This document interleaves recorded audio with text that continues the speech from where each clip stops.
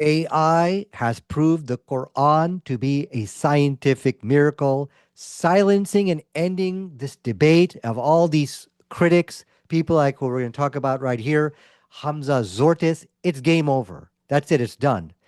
I'm going to basically copy and paste the scientific arguments, feed it to AI, and then give it Hamza's refutations, who is a critic on the Quran and modern science, and we're going to see what it comes out with.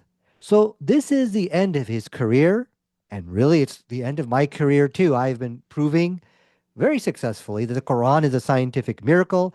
I have refuted Hamza Tzortzis to his face, by the way.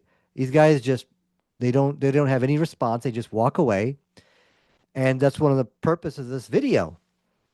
There's just some people in this world you can't talk to. You try to explain to them, and they got this ego like 10 feet tall that you just can't talk to them. So you gotta take things to the next level. But I don't have to do it. Like I said, the AI is going to do it. So let's take a look. He says, no, now, this is the AI overview. Let's first get into his arguments. Then we're going to feed it to AI afterwards. And you're going to see it's going to be very easy here. And this is something very important. All the people in Dawah, so when people ask you, where is the evidence for Islam? We are supposed to say it is a scientific miracle, all right? Or a mathematical miracle. And now with the help of AI, you don't even have to say anything more. You just shoot him the video where he could copy, paste the arguments into the AI engine and then get the results. This is the dawn of a new day. So yes, in many respects, my whole career of debating these things is over. No need. The AI has already replaced me, and it has replaced Hamza Tzortzis. Okay? But what Hamza did, he replaced all the amazing, clear scientific evidence with philosophy. He started philosophizing about it. When you ask him what makes Islam true, he starts philosophizing. Okay? So let's see how good these philosophies are today. So he says, look, and this is the AI overview. You could just go like an overview. He's saying, no, no, no, you shouldn't read these verses have nothing to do with science. He said, Dr. Hamza Tzortzis explains that it's the epistemic goal of these verses. What does this crap even mean? Okay, it's for existential purposes, not for science. What does that mean? Let's just figure out what these words mean here, okay? It's you when you see these science verses which agree with modern science, don't think about science, think about life, philosophy, human existence. That's what you're supposed to be thinking about.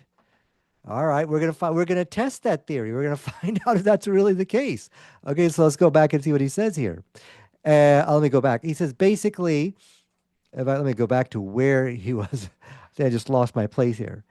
He said that no, you see, you're supposed to. Where is it? Where is it? Where is it? Where is it? Let me go back. I lost my place. Or can I find it here? Oh, yeah, here we go. I'm sorry. I lost my place here. Okay. He says the purpose of these verses is to affirm the oneness and attributes. That's what these verses are for, not for science. Let's find out if that's true. Here's a verse right here. Okay. In chapter 16, verse 69, it literally says about honey. In it, there's a healing for people. And because of that, millions of Muslims, we take honey for therapeutic purposes. And of course, science has proved that to be true. But now is this for existential purposes? Is this about Allah's oneness? You can begin to see how silly this is coming out to be. All right, so it goes back to his ignorance. He doesn't really understand what he's talking about. Well, let's keep reading. He says, no, when you see these verses, like I just showed you, this is what you're supposed to think about. They're structured to move the reader towards the spiritual reflection, awe, and appreciation for the intentional design of the universe. What? Okay, we're going to look at another example.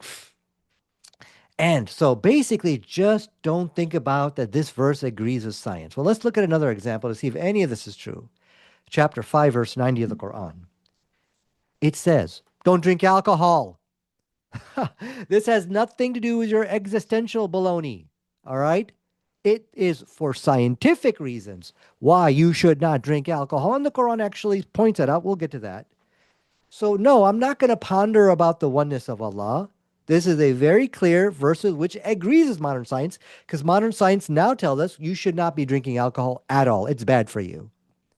Oh, by the way, this verse, chapter 5, verse 90, I'm going to get some related information regarding alcohol, and I will prove, well, the AI will, that it is a scientific miracle. All right? So, we're going to look at that. Excuse me. So going back to some of the things he's saying here, he's saying, so obviously he doesn't know what he's talking about. This has nothing to do when the Quran tells you don't drink alcohol, the last thing on your mind is to reflect on the nature of the word of Allah's power, his mercy, his wisdom as a perfect creator. We don't care about that. This is clearly, you are to stay away from that, especially for medical purposes. So here we go. Now let's go ahead and I'm going to put these verses to you. Now, this is kind of hard to read, I understand. This is a text file. I'm going to give this text file to you. You're going to drag and drop it and put it into the AI. All right? And let's see what the AI says. Now, this is just basically going over our scientific argument, just related to alcohol. Okay, so let's just go through this very quickly. The majority of the world thinks drinking moderate amount of alcohol is okay. But the Quran took a different position on that. They say, no alcohol at all. In the verse I just quoted for you, chapter 5, verse 90. Science has confirmed that no level of alcohol consumption is safe for our health. Second evidence, the Quran tells us that the harm of alcohol outweighs any benefits. This is completely 100% in agreement with science. But those benefits outweigh the overall adverse health impact of alcohol, even moderate levels. So moderate drinking is still wrong. So we have now two statements in the Quran which agree with modern science. So why don't we drink alcohol? Is it because of what Hamza was saying, or is it because of the Quran is telling you you don't drink alcohol for scientific purposes? Let's go to the third one. But there may come a point where you might have to drink alcohol because there's no clean water. Or there could be some medicinal purposes. Could be. Is the Quran sophisticated enough to know this? The answer is yes. Chapter 2, verse 23. It's talking about pork. He has forbidden you to eat pork, just paraphrasing. But if you are forced to by some necessity, so long as you don't desire it, it's okay. And the same holds true for alcohol. So now we see a very high level of sophistication. How many statements do we have here? 3. Then we go to the hadith. There is a hadith, and here's the reference for that. It says, whosoever drinks khamr and does not get intoxicated, his prayer will not be accepted so long as any trace of it remains in his belly or his veins. What? Alcohol in the bloodstream? That wasn't discovered till I think 150 years ago. All right. So this is the article I give him. This was only discovered recently. We're going to feed all this to AI. Let's see what the AI has to say about it. Now, some may say, what about, is this a weak or strong hadith? Well, the AI is not going to care about it, and I'm not going to care about it either. There's no way a human being could know that alcohol exists in the veins 1,400 years ago. So we've got 4 statements which agree with modern science from Islam. Okay, so here's what I told the AI. Muhammad, even, let's read this, even every purely naturalistic explanation, whether proposed that Muhammad conducted independent research, selective borrowing from foreign agents, or relies on trial and error, faces historical hurdles. If you're borrowing from somebody, let's say from some existing source out there, well, you're going to then copy along those existing myths. Like, what is a popular myth which exists today? Alcohol keeps you warm. So if you look at, like in Russia, they're out there freezing in the cold. So what do they do to warm them up? They drink alcohol. But that's a scientific error. We know alcohol doesn't warm you up. Okay, it actually does quite the opposite. So my point here is you're copying from other sources. You will also copy the existing problems. Okay, that's what I pointed over here. If someone were compiling foreign ideas from Greek, Romans, or Persians, their medical texts, they would almost certainly copy the widespread medical errors of those sources. Okay, if the prophet was doing his own personal research, well, first of all, you cannot confirm this was personal research. You just don't have the science was not advanced enough to come up with this science on your own. Arabia in the 7th century lacked formal scientific institutions, medical libraries, or the systematic data collection tools. The idea that an unlettered individual in a desert trading hub performed this systematic public health research to arrive at this precise multi-stage policies on alcohol, that just doesn't make sense. So the natural explanations don't make sense. And this is also a very important point. You see, what makes the Quran miraculous on this point is there are no scientific errors or mythology pertaining to alcohol. If you're copying or if you're doing research that comes through trial and error, then they would reflect that in the Quran. It would look like a lab book, all right, with some of your experiments and stuff like that. But we don't find any of that.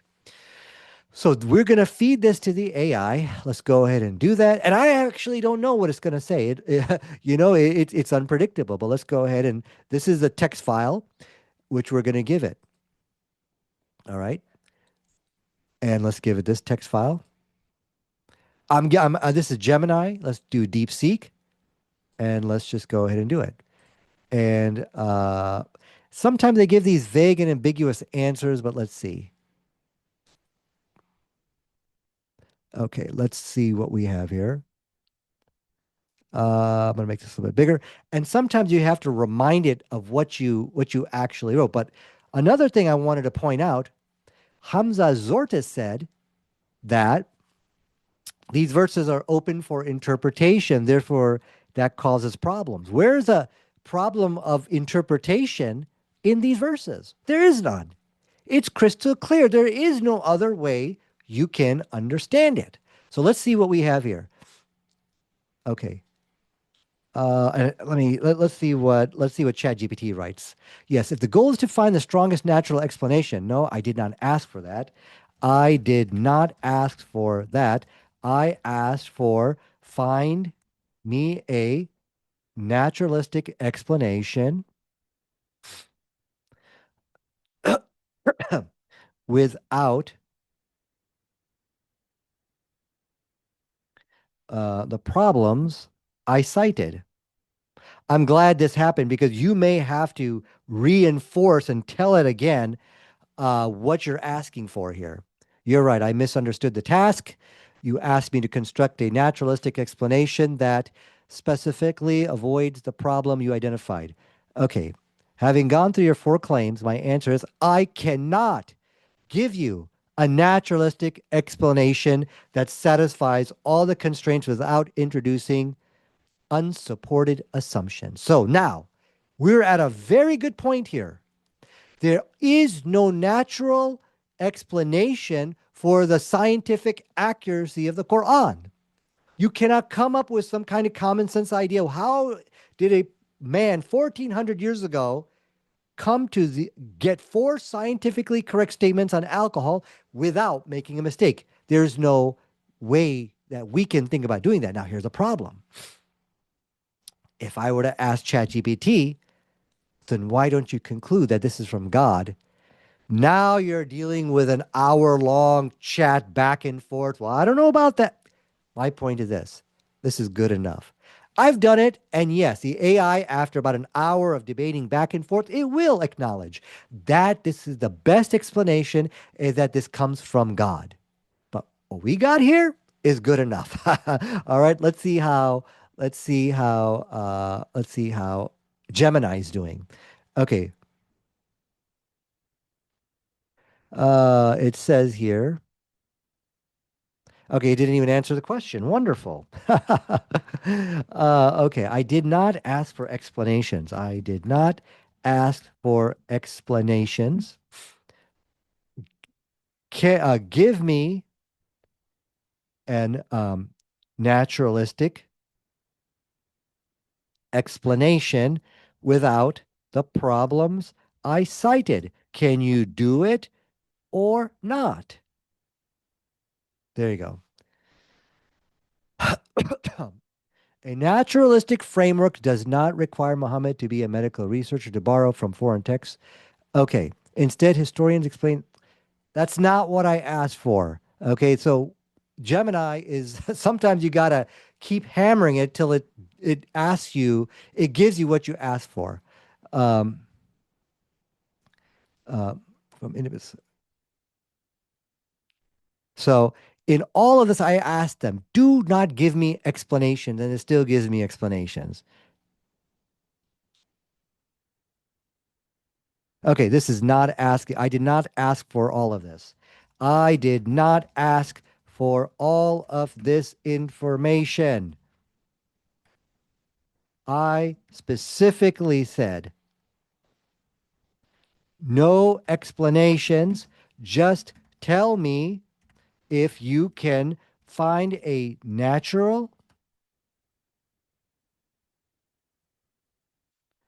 explanation without the problems I cited. All right. Let's do the same one with Gemini. Okay. Here we go. Wonderful. Allahu Akbar. I cannot provide a natural explanation that avoids all the problems you cited. Okay? Okay. No. This is Gemini. A naturalistic explanation that strictly excludes foreign borrowing, trial and error, independent research, direct observation, or linguistic idioms, while accepting your premise that these statements represent precise modern medical statements cannot be constructed from pure. So that's my point. We are at a point now where we can prove that the Quran is a scientific miracle. Now, like I was explaining to you, I did go ahead with, I think it was ChatGPT, and continued the discussion, and it asked me for more evidence, basically. And so I had to give it more evidence. Let me make this a little bit larger. Okay. I'm just going to share that with you. Excuse me. So I had to feed it more information. And it did finally come to the conclusion after, it was actually more like almost 2 hours. If forced to choose only between mere coincidence explaining everything and revelation and revelation provides a better overall explanation, I would choose revelation as the more coherent explanation of the strongest evidence. But now, excuse me, you don't have to go this far. I believe it is good enough to just point out that a natural explanation doesn't it doesn't make sense when it comes to Islam.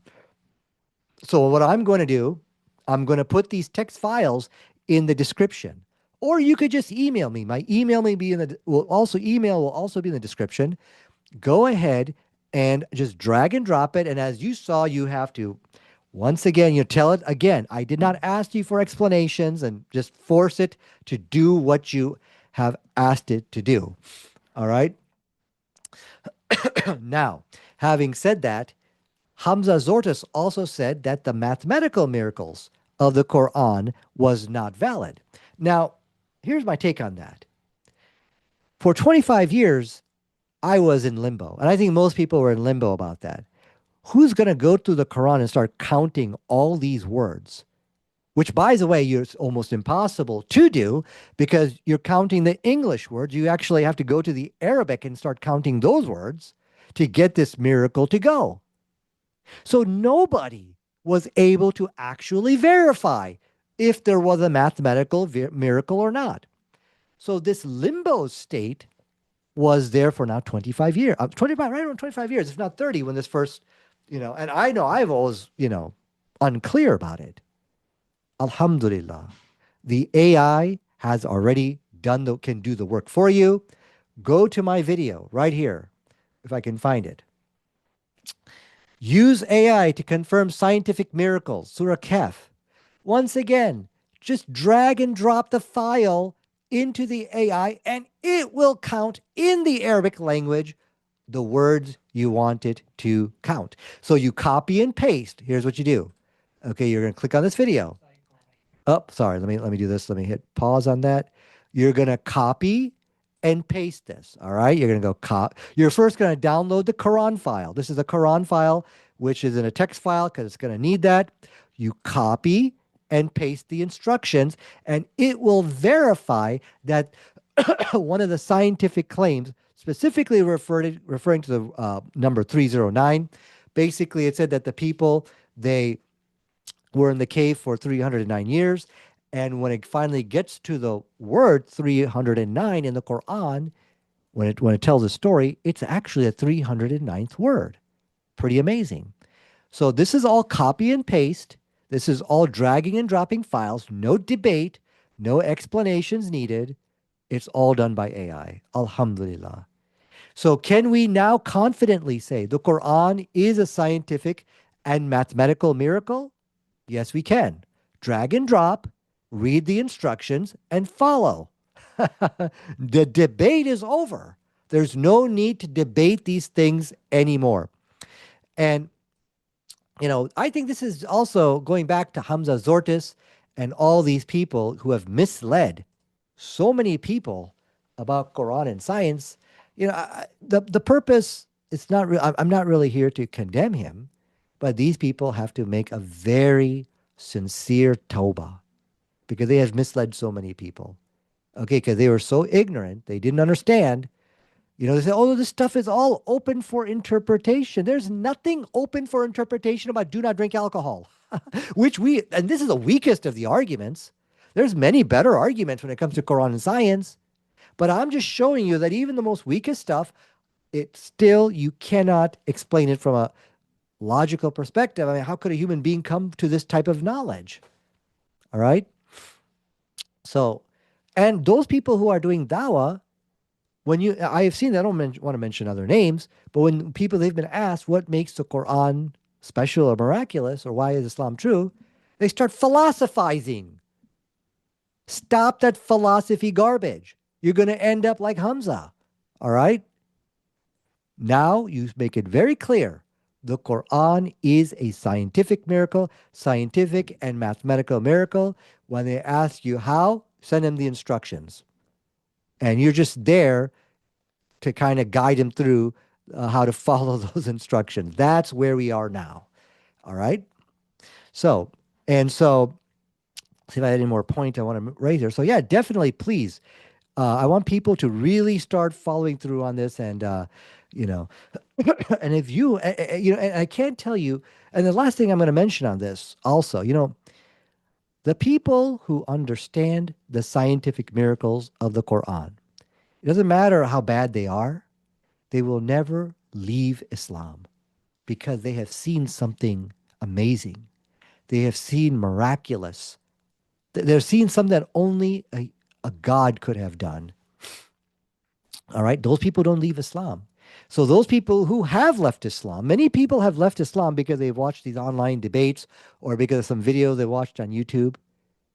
Hamza's got to take some responsibility for that. And those other ignorant people who have been misguiding people about Quran and science, look, I'm not going to come after you. This is just for you. You have to make some very serious repentance.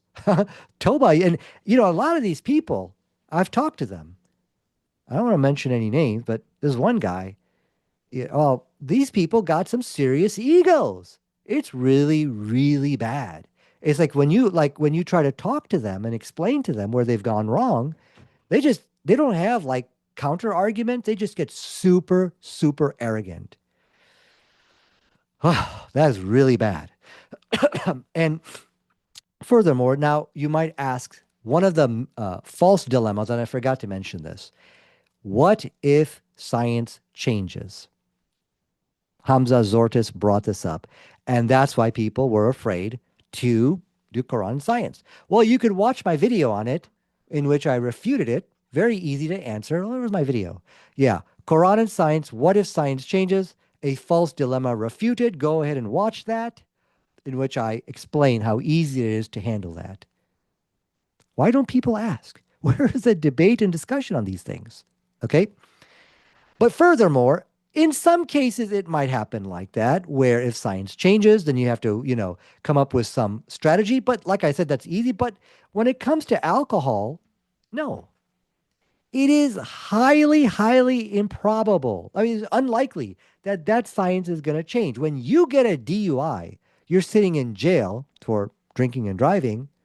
You could bet that science is not going to change. There is blood in your alcohol. I mean, there's alcohol in your blood. That science is not going to change.